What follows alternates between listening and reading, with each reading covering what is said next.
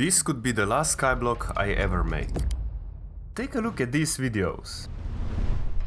Can you guess how long it took to make them? Well, we can estimate the gameplay, the editing, the sound design, the thumbnails. Even if you are unemployed, it would take months to make one of these videos. And sadly, this has become the new norm on YouTube. But what if you are in my situation, with a normal job, pursuing a PhD, as well as helping out parents at our farm? Is it even possible to beat such a challenge in just 2 weeks? I started with the only reasonable thing I could do, terraforming the island.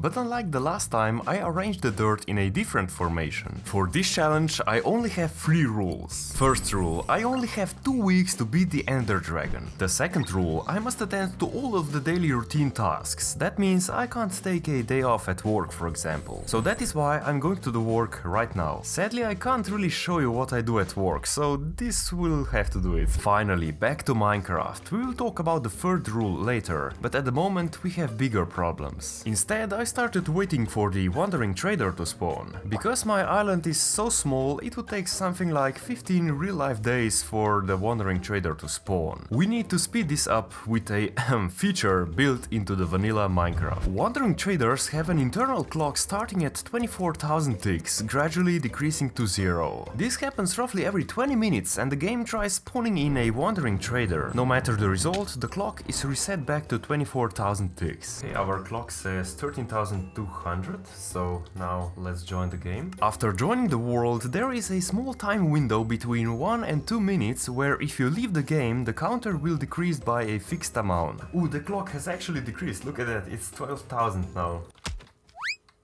Oops, that was an accident, I didn't mean to get that advancement yet. 10 minutes or so later, we started approaching 0. Now that we are at 0, something very interesting should happen. Okay, let's see. Yes, look at that, we are in the negative, that is great. Now every time I join and quit the game within those 2 minutes, the game will try to spawn in a new Wandering Trader. Effectively spawning the Wandering Traders 20 times faster than before. The trick was discovered by Tony Top, but also thank you to Mudflaps as well as Shweps for sharing it. There is also a video linked in the description with more detail. Oh no, it's snowing, that's bad. The Wandering Traders are notorious for not spawning on snow, and I didn't want to risk it. Oh, it finally stopped. No more cleaning. Ooh, look at that, foxes. Well, I actually still have a use for them, if any of them is carrying emeralds. Sadly not. Sorry, I need more space in the mob cap. I could construct a spider farm like the last time, but focusing only on passives reduces the risk, while occasionally it still offers a chance to expand the island. Look at that, we have a sheep! And we have the most important block, so now we can finally expand our island. No, I went over 2 minutes. I went over 2 minutes. I was at minus 100,000 and now I have to do it again. No. Luckily, I didn't lose anything in particular, but it just takes about 10 minutes or so to get back to the faster Wandering Trader spawning regime. Oh, they are attacking each other. With the mistake I made earlier, I knew it was time to call it a day and go to sleep. It actually snowed.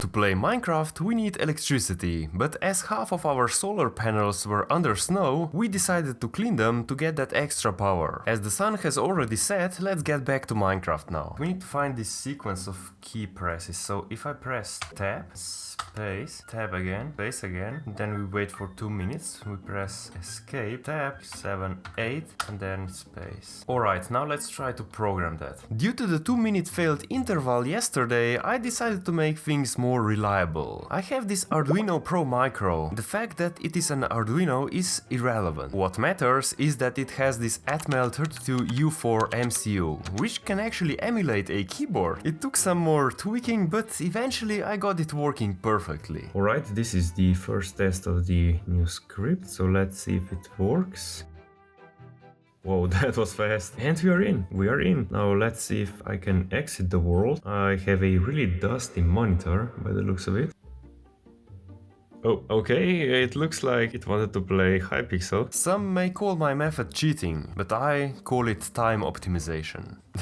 Look at that, now I can actually see the Minecraft stars.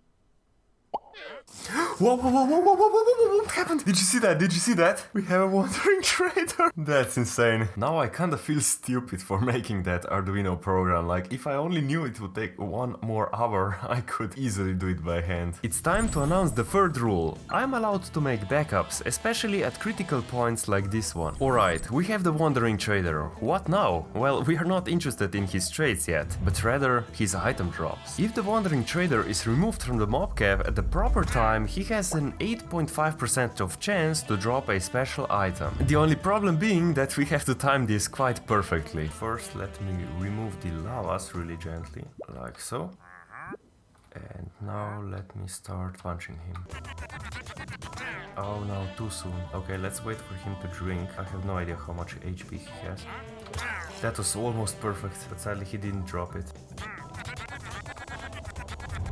20. Oh, I got it! And it takes 20 hits to kill him. This was huge. A bucket of milk is the first of 3 buckets that will help us defeat this harsh skyblock. By this point you have probably noticed that little text experimental next to my world. This is because I enabled the trait rebalance feature. This essentially means that the wandering traders can actually buy items as well. And you guessed it, in rare cases they will even buy a milk bucket from you. We have more animals. Despite the little automation we have going on, I still have to monitor every move and to clean the snow every once in a while. I cannot leave Minecraft open throughout the night, because a wandering trader or his llama could easily knock me into the void. Due to the success on the previous day, I started playing early today. Then of course came going to work and that part of the day. Because one wandering trader spawned, that means many more can. And this was my main motivation driving me forward. Wait, wandering trader? Look at that, the second wandering trader. Welcome to the island. Okay, so let's see what the trader offers now. Well, sadly this is not the trader, right? Even though he didn't want to buy the milk bucket, I bet that he can actually give me one more. No, fell off the edge. Wait, what? Oh, his potion expired, okay. 8, 9. Oh, come on. At this point I started seeing just how exhausted I was. And nothing. Essentially, this was my third play where I haven't had a sufficiently long break either from work nor from Minecraft. I'm here at the dawn of day 22, waiting for this wandering trader to drink his milk. And nothing. Grinding for the second bucket of milk reminded me how these sort of challenges have evolved over the year. Oh no, he fell off the platform again. I have seen a comment somewhere that the hard skyblock I did a year ago actually isn't that hard, it's just time consuming. We have a spider over there, so I guess I will have to take care of that. Right now, I have more important things to do. Yes, or maybe not. And I have to say, I actually kinda agree with that. Even for this skyblock, some of you may say, well, do it without backups, and to that I say, sure, if you have the time to do it, then sure, go ahead. The sun is going up, and we just got a creeper there, and let's see if the wandering trader is more cooperative now.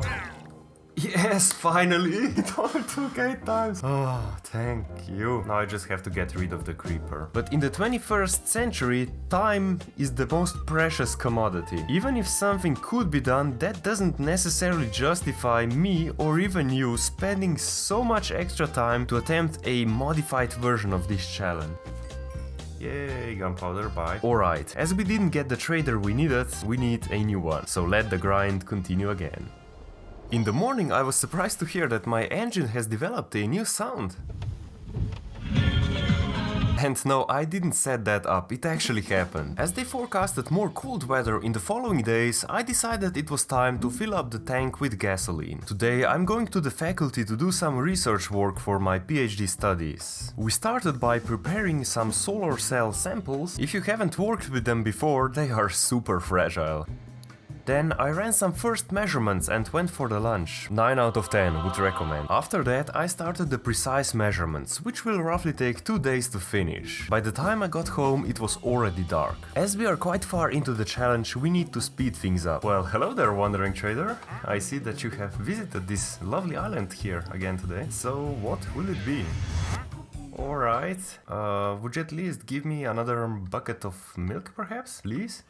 Alright, let me push those llamas off the edge first, because they are more deadly than the Wandering Trader. I'm not gonna lie, I'm a bit intimidated by that witch over there, so we'll have to do this quickly. Okay, luckily we can back up. Here we go. Anytime now, and now. Okay, time to load a backup, and now. Nothing. The witch is coming. Ooh, this could be dangerous. Nothing. Oh, come on, how not? Ah, no. I don't have anything to say. I mean, that's quite interesting. The odds should be 1 in 3, I think. So I'm like really unlucky right now? Seriously? If it's not now, how? And still nothing? How? Is there actually a rule or something? I just googled it, so the odds are about 8.5%, but we still should have that bucket already. Nope. Ne. 9. Niet. Hey. Go. Pa! Nay. No. Yes! Oh, finally! Took so long! I'm starting to run out of ideas on how to film my daily trips to work. So instead, I wanted to thank my editor Clyde for editing this video and for dealing with my crappy POVs. Time to expand our platform. And boom. No, no, no, no, no. Okay, reset. Ooh, that was close. I think that I should probably stop doing this. Yeah, I can expand my island every now and then, but it's not worth it. Guys, we just got a Wandering Trader, so now let's see if he's a Wandering Trader or a Wandering Trader. Yes, he actually sells! He actually buys that. And we actually can buy dripstone. Let's actually sell all of our milk buckets. Wait, what? He can only trade at once? We can buy dripstone because we will need that later.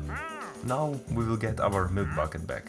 This was of course a big problem. I wanted to buy either a moss block or a sapling, whichever comes first. But this means I would need 3 wandering traders willing to buy milk buckets to afford a single sapling in the worst case. Actually wait, before I try to get that milk bucket, I want to buy those spruce logs. Thank you. One thing I knew for sure is that I will not give this wandering trader 30 chances.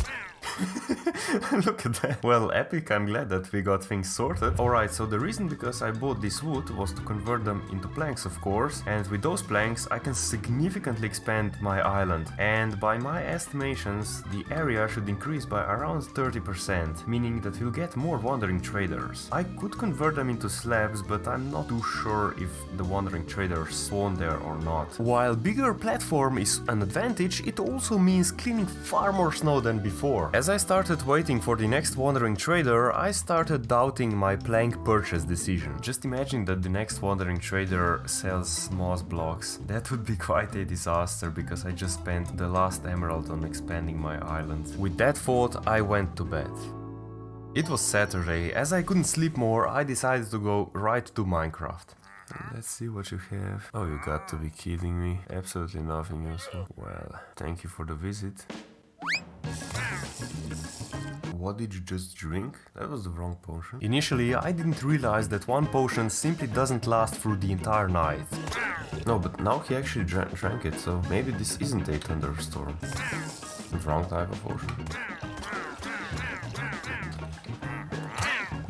Thank you. And this is probably the last bucket that I will farm this way. Alright, so we got another wandering trader. This time he came without his llamas and I swear I didn't punch them into the void. But let's see, what do you offer? Ooh, I can actually sell one more milk bucket. Anything else? Sadly not. Thank you so much for the visit, wandering trader. While the grind was in full swing, I decided to take a look at my friend's power supply. It was from a laser or something like that, and he said that it didn't give any voltage when plugged in. After 2 hours or so, I found that this power supply was actually working perfectly fine. All I needed was just to pull this pin towards the ground. Please do not do any of the things I just said and instead consult with your local electrician. Yes, we have another wandering trader. Ooh, I can actually sell him the milk bucket. That's great, thank you. But besides that, he doesn't sell moss blocks, neither a sap. I mean, he sells sapling, but yeah. I kept promising this 3D printed part for a very long time, so while we wait for the wandering trader, I figured this would be a good time to design and 3D print the part. And just as I started printing, it also started to snow again. Of course, the 3D printed part fit the first time. No, you didn't see this part.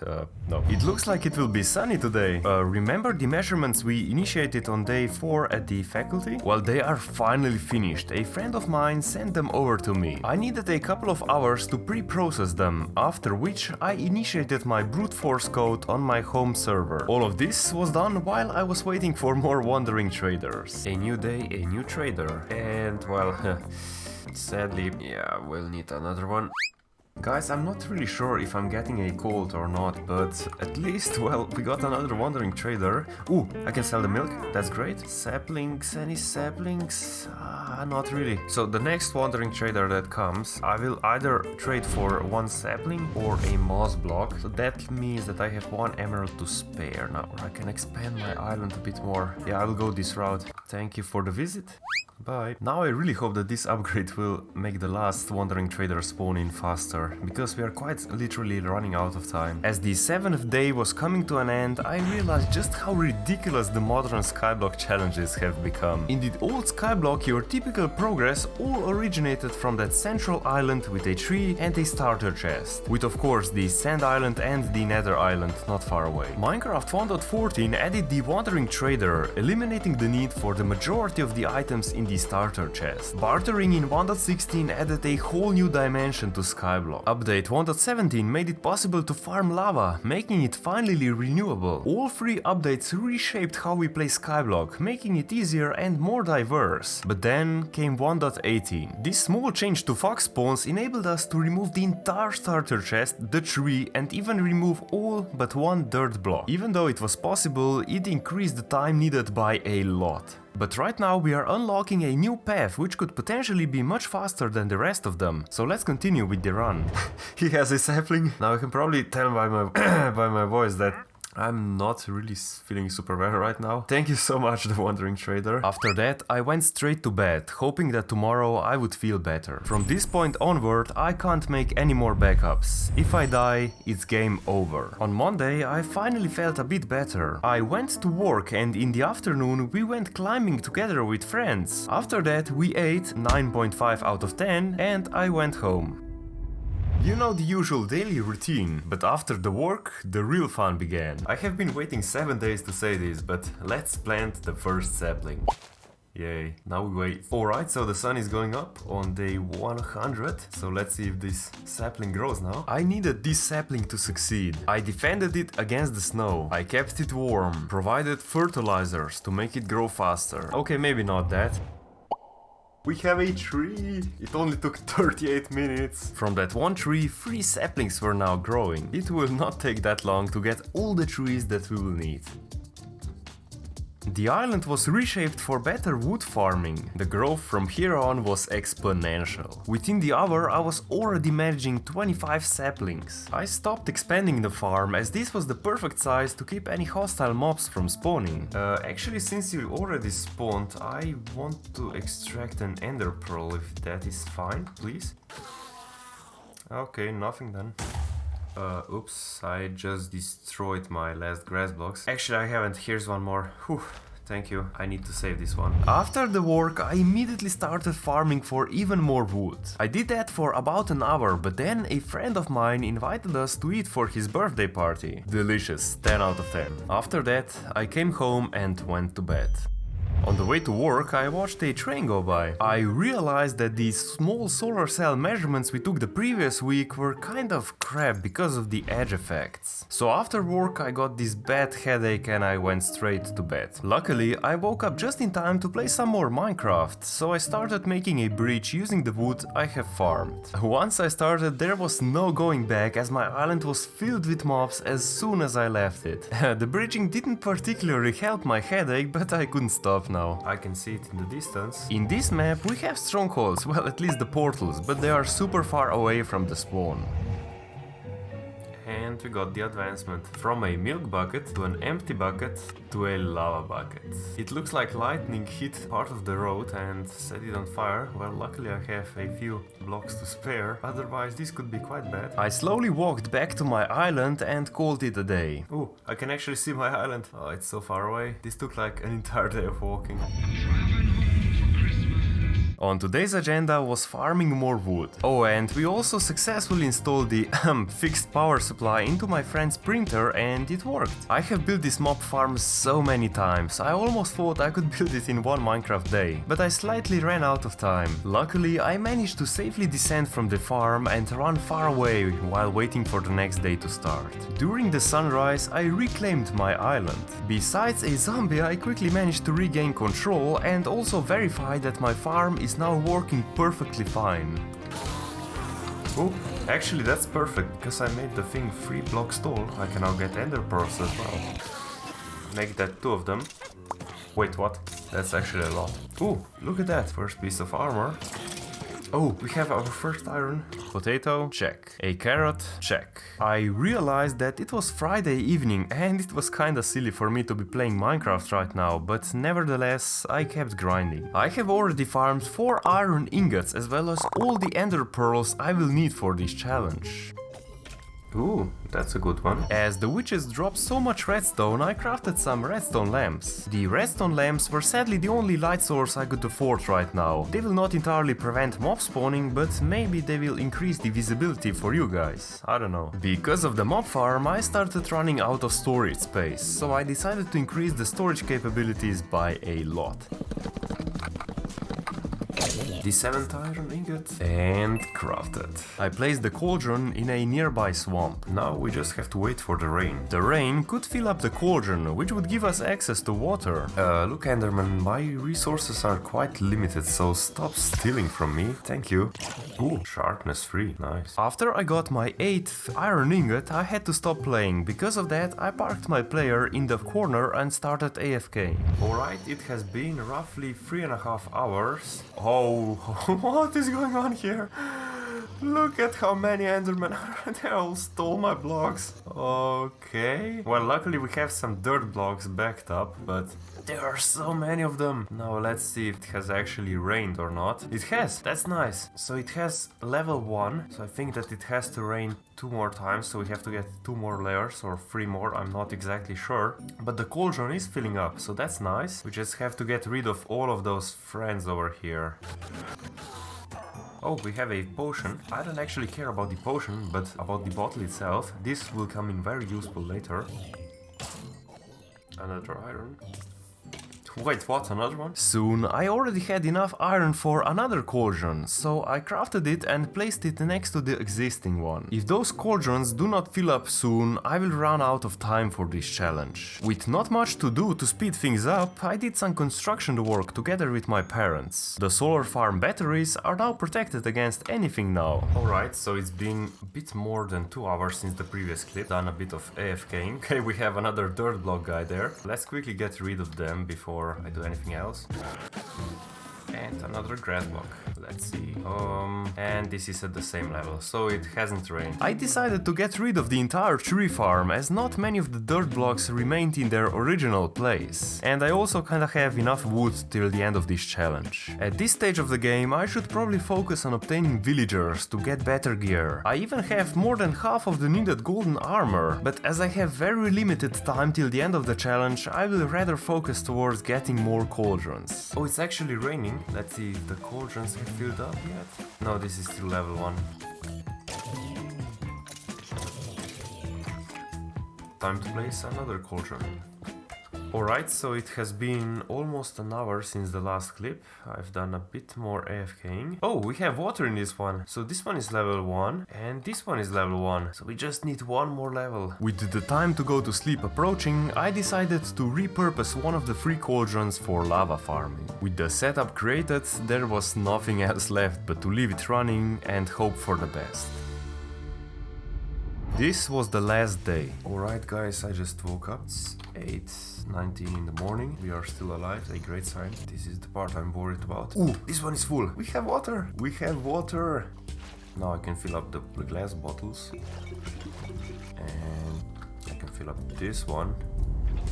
And now we have an infinite water source, finally! We finally entered the third stage of the game. Alright, we need 10 more lava sources to create that nether portal. 2 more blocks to go. While all of that was going on, I replaced my old security camera with a new one. Because the new camera is powered by power over Ethernet, I had to route a new cable and deal with those annoying Ethernet connectors. There we have it, the final 2 buckets of lava. Usually it can take quite some time to set the portal up, but in my case it happened quite quickly. Oh wait, that's perfect, it's actually on fire. I can use that to light the portal up. Like this, and then... Okay, the fire is still here, and... Yes, we have the portal! That was lucky. I could go to the nether right away, but this wouldn't be a true skyblock without a proper cobblestone generator. Why are you spectating me, Enderman? That's kinda creepy, you know? Too many distractions later, I finally had all the cobblestone I needed. It was time to explore the nether. I immediately made my way to the closest nether fortress area, which is right next door, and I started building a small mob farm. Then I remembered I actually got a looting sword from my mob farm. Once I brought it to the nether, I started eliminating every mob that spawned in the farm. And we have our first blaze rod. 6 more to go. Seriously, Minecraft? Now you're giving me good RNG? Come on, I don't need that, but thank you. Despite the farm being super slow today, the looting sword really sped up the collection process. From just 2 blazes, I got an additional 4 rods. Oh, I'm so low, I'm so low, I'm so low. Oh, I stopped running. Oh, that was close, that was close.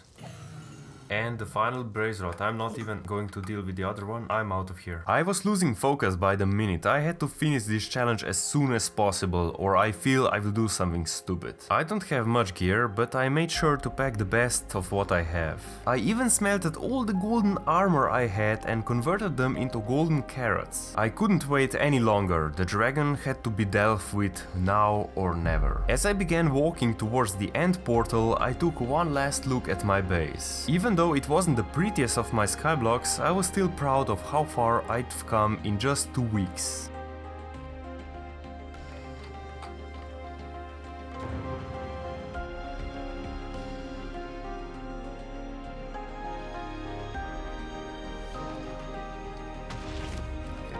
Boom. Oh no, come on. That was close, what happened there? No! No! Come on!